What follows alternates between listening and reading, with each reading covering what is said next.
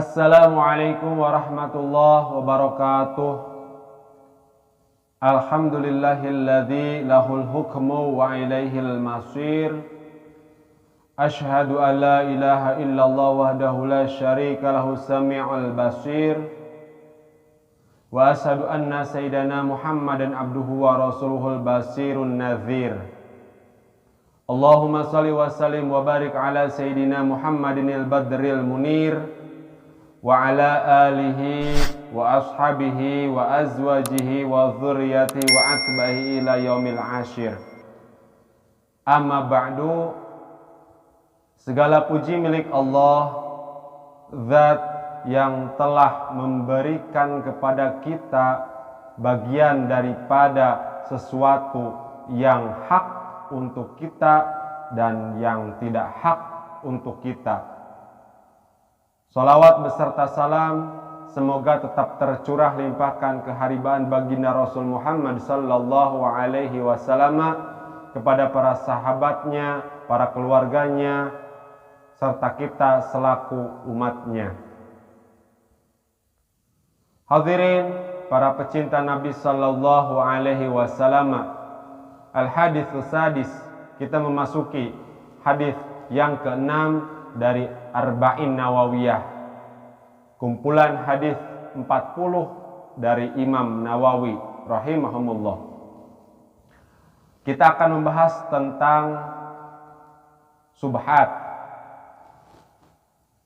An Abi Abdillah Nu'man bin Bashir radhiyallahu anhuma qala sami'tu Rasulullah sallallahu alaihi wasallam yaqul innal halala bayyinun wa innal harama bayyinun wa bainahuma umurun mustabihatun la ya'lamuhunna katsirun minan nas faman ittaqa suhubbuhati faqad istabara'a lidinihi wa irdihi wa man qa'afa subuhati wa qafil harami karra'i yar'a haulal hima yusi'uku ayyar ta'afihi ala wa inna likulli malikin hiya ala wa inna himallahi maharimuhu ala wa inna fil jasadi mudghah idza salahat salahal jasadu kulluh wa idza fasadat fasada jasadu kulluh ala wa hiya qalbu.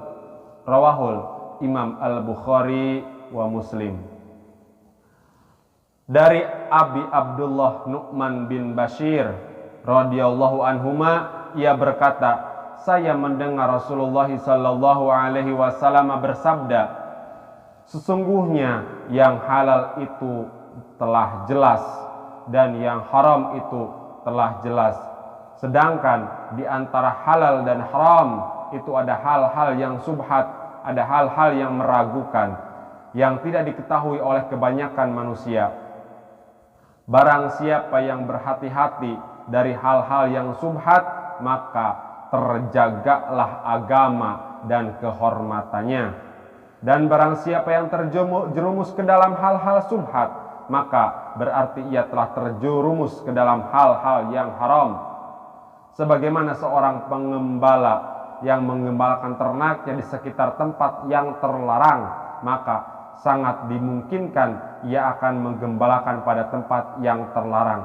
Ingatlah, sebagian penguasa itu pasti mempunyai hal terlarang, dan ingatlah bahwa hal yang terlarang bagi Allah adalah hal yang diharamkan.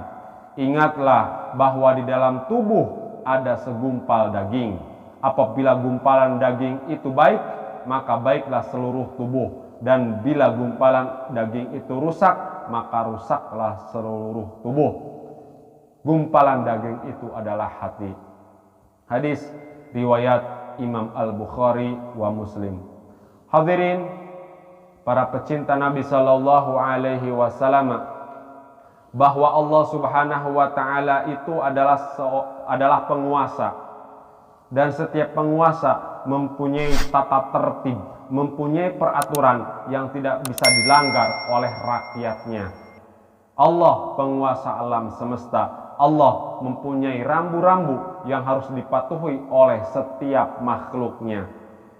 Begitupun seorang penguasa ketika mempunyai peraturan dan peraturan itu dilanggar oleh rakyatnya, maka akan geram penguasa itu dan memiliki atau mempunyai sebuah vonis kepada siapa yang melanggar akan aturan tersebut.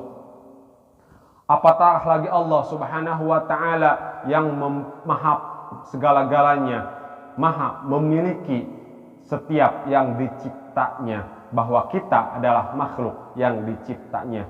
Dan Allah Subhanahu wa Ta'ala telah menegaskan bahwa halal itu boleh kita lakukan atau kita boleh memakannya jika berkaitan dengan makanan atau minuman. Dan haram telah Allah tentukan juga bahwa haram itu tidak boleh kita untuk menggapainya, memakan atau meminumnya. Tapi di antara keduanya ada sesuatu yang samar, ada sesuatu yang meragukan, yaitu subhat. Maka harus berhati-hati dengan subhat itu. Jika haram adalah warna hitam, jelas hitamnya. Jika halal adalah warna putih, jelas putihnya. Tapi di antara putih dan hitam ada yang berwarna selain hitam dan putih, maka itulah subhat. Hadirin para pecinta Nabi Shallallahu Alaihi Wasallam, apa hikmah atau apa faedah yang bisa kita ambil dari hadis yang telah dibacakan tadi? Dari hadis tadi disebutkan ada 3 hukum: halal, haram, dan subhat. Ibnu Hajar Al-Asqalani mengatakan hukum itu dibagi menjadi 3 macam, dan pembagian ini benar. Karena sesuatu bisa jadi ada dalil tegas yang menunjukkan adanya perintah dan adanya ancaman keras yang ditinggalkan. Ada juga sesuatu yang terdapat dalil untuk meninggalkannya dan terdapat ancaman jika dilakukan. Ada juga sesuatu yang tidak ada dalil tegas apakah itu haram atau apakah itu halal. Yang pertama adalah perkara halal yang jelas dalilnya. Yang kedua adalah perkara haram yang jelas dalilnya. Makna daripada hadis halal itu jelas. Yang dimaksud adalah tidak butuh banyak penjelasan dan setiap orang sudah memahami bahwa yang halal adalah halal, yang haram adalah haram. Tapi bagian yang ketiga yang tidak diketahui apakah halal atau haram. Timbul suatu problem atau permasalahan. Problem ini dibagi menjadi 4 bagian problem. Yang pertama, yang memiliki dalil bolehnya, maka boleh diamalkan dalil bolehnya. Yang kedua, yang memiliki dalil pengharaman, maka dijauhi demi mengamalkan dalil larangan. Yang ketiga, yang terdapat dalil boleh dan haramnya sekaligus, maka inilah masalah mutasyabih yang masih samar. Menurut mayoritas ulama, yang dimenangkan adalah pengharamannya. Yang keempat, yang tidak terdapat dalil boleh, juga tidak terdapat dalil larangan. Maka ini kembali kepada kaidah hukum asal. Hukum asal ibadah adalah haram, sedangkan dalam masalah adat, muamalah adalah halal atau boleh.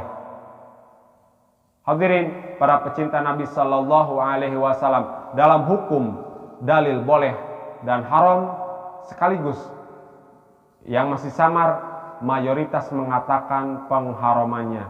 Ya, contoh, ketika kita menemukan suatu pohon dan pohon itu berbuah, jatuhlah buah itu ke bawah, maka kita ambil. Kita ke kebun lewat dan ada kebun orang, dan di kebun itu ada ranum buah-buahan dan jatuhlah buah itu, dan buah itu belum tahu haram dan halalnya. Ketika kita ambil, maka itu lebih mendekat kepada haram. Itu subhat, belum jelas. Tapi kalau sudah jelas bahwa orang tersebut menghalalkan, siapa yang menemukan buah yang jatuh dari pohon yang milik saya, maka boleh diambil, maka itu sudah jelas halalnya. Tapi ini belum jelas halal atau haramnya. Subhat lebih mendekat kepada yang haram. Faedah yang kedua dari hadis ini, kebanyakan orang tidak mengetahui perkara subhat karena Nabi Shallallahu Alaihi Wasallam pernah menyebutkan kebanyakan orang tidak mengetahui perkara tersebut. Perkara subhat ini sering ditemukan oleh para ulama dalam bab jual beli, karena perkara tersebut dalam jual beli amatlah banyak. Para ulama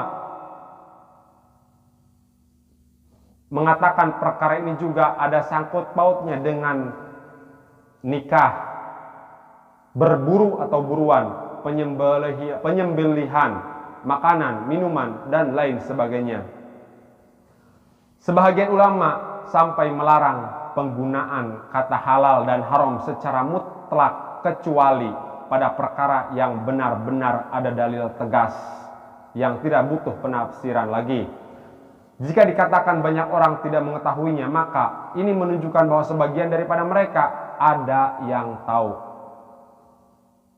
Dikatakan Syekh Dr. Sa'ad mengatakan perkara yang subhat, perkara yang samar itu muncul karena beberapa asbab atau sebab. Bisa jadi karena kebodohan atau tidak adanya penelusuran lebih jauh mengenai dalil syar'i. Begitu pula bisa jadi karena tidak mau merujuk pada perkataan ulama yang kokoh ilmunya. Yang ketiga, faedahnya, perkara subhat bisa saja terjadi pada perselisihan ulama. Hal ini ditinjau dari apa? Dari keadaan orang awam. Namun kaidah syar'iyah yang wajib bagi orang awam untuk mengamalkan ketika menghadapi perselisihan para ulama setelah ia meneliti dan mengkaji adalah kuatkan pendapat-pendapat yang ada sesuai dengan ilmu dan kewaraan.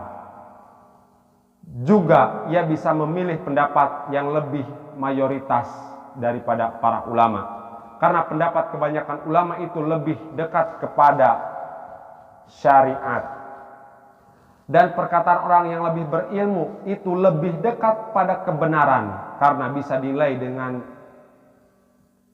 syariat. Begitu pula perkataan ulama yang lebih warok mempunyai sikap kehati-hatian. Itu lebih baik diikuti karena serupa dengan syar'i. Hadirin para pecinta Nabi Sallallahu Alaihi Wasallam. Jadi untuk faedah yang ketiga adalah kalau orang awam tidak menguatkan pendapat ketika menghadapi perselisihan ulama, maka hendaknya ia tinggalkan perkara yang masih subhat atau samar. Jika ia sudah yakin setelah menimbang dan melihat dalil, maka boleh memilih pendapat yang ia yakini. Hadirin para pecinta Nabi Sallallahu Alaihi Wasallam, dalam perkara ini ada faedah yang keempat. Ada dua pendapat, ada dua manfaat meninggalkan perkara subhat. Subhat kita tinggalkan memperoleh dua manfaat. Disebutkan dalam hadis, barang siapa yang menghindari diri dari perkara subhat, maka ia telah menyelamatkan agama dan kehormatannya. Dari dua faedah, maka disinilah menunjukkan bahwa janganlah kita tergesa-gesa sampai jelas suatu perkara, memutuskan suatu perkara. Jangan tergesa-gesa supaya agama dan kehormatan kita terjaga. Yang kelima, hadirin para pecinta Nabi Sallallahu Alaihi Wasallam, hadis ini menunjukkan bahwa jika seseorang bermudah-mudahan dan seenaknya saja memilih yang ia suka, padahal perkara tersebut masih samar hukumnya, maka ia bisa jadi terjerumus dalam keharaman. Bahwa orang yang terjerumus dalam subhat bisa saja jatuh pada haram dilihat dari dua sisi.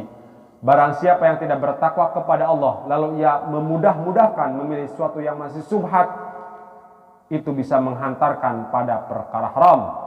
Yang kedua, kebanyakan orang yang terjatuh dalam subhat gelaplah hatinya karena hilang dari dirinya cahaya ilmu dan cahaya sifat wara. Jadi ia terjatuh dalam kehormatan dan keadaan yang tidak tahu. Hadirin para pecinta Nabi Sallallahu Alaihi Wasallam, yang keenam, jika perkara subhat, perkara samar ini sepatutnya kita tinggalkan. Karena jika tidak seandainya kenyataan bahwa perkara tersebut haram, maka ia berarti telah terlepas diri. Jika ternyata halal, maka ia telah diberi ganjaran karena meninggalkan untuk maksud yang semacam itu. Karena asalnya perkara tersebut ada sisi bahaya dan ada sisi bolehnya. Yang ketujuh, hadirin para pecinta Nabi Sallallahu Alaihi Wasallam, bahwa dikatakan dalam diri kita itu ada segumpal darah. Jika baik, ada segumpal daging. Jika baik gumpalan daging itu, maka seluruh tubuh akan baik. Jika jelek gumpalan daging itu, maka akan jelek seluruh tubuh. Itulah hati. Para ulama mengatakan bahwa hati itu adalah malikul a'dha, rajanya anggota badan. Sedangkan anggota badan adalah junuduhu, tentaranya. Bahwa hati adalah komando, seluruh badan, panca indera kita, seluruh yang ada dalam tubuh kita adalah tentaranya. Tentara harusnya dan memang sepatutnya patuh terhadap komandan atau komando daripada hati. Maka hati senantiasa kita jaga untuk tetap ada dalam koridor, dalam jalur yang dibenarkan oleh syariat. Kedelapan, para ulama mengungkapkan baiknya hati dengan istilah yang berbeda. Yang dimaksud baiknya hati yang baik itu adalah rasa takut kepada Allah dan siksanya. Yang kedua, yang dimaksud adalah niat yang ikhlas karena Allah. Ia tidak melangkahkan dirinya dalam ibadah, melainkan niat taqarrub ilallah, mendekatkan diri kepada Allah. Dan ia tidak meninggalkan maksiat, melainkan untuk mencari ridha Allah Subhanahu wa ta'ala. Yang ketiga, dari mengungkapkan baiknya hati, yang dimaksud adalah rasa cinta kepada Allah, jatuh cinta pada para wali Allah dan mencintai ketaatan. Hadirin para pecinta Nabi Sallallahu Alaihi Wasallam, faedah yang kesembilan daripada hadis yang kita sampaikan di pertemuan ini adalah rusaknya hati adalah dengan terjerumus pada perkara subhat, terjatuh ke dalam maksiat dengan memakan yang haram. Bahkan seluruh maksiat bisa merusak hati, seperti dengan memandang yang haram, mendengar yang haram. Jika seseorang melihat sesuatu yang haram, maka rusaklah hatinya. Jika seorang mendengar yang haram, seperti mendengar nyanyian atau alat musik yang melupakan kepada Allah, maka rusaklah hatinya.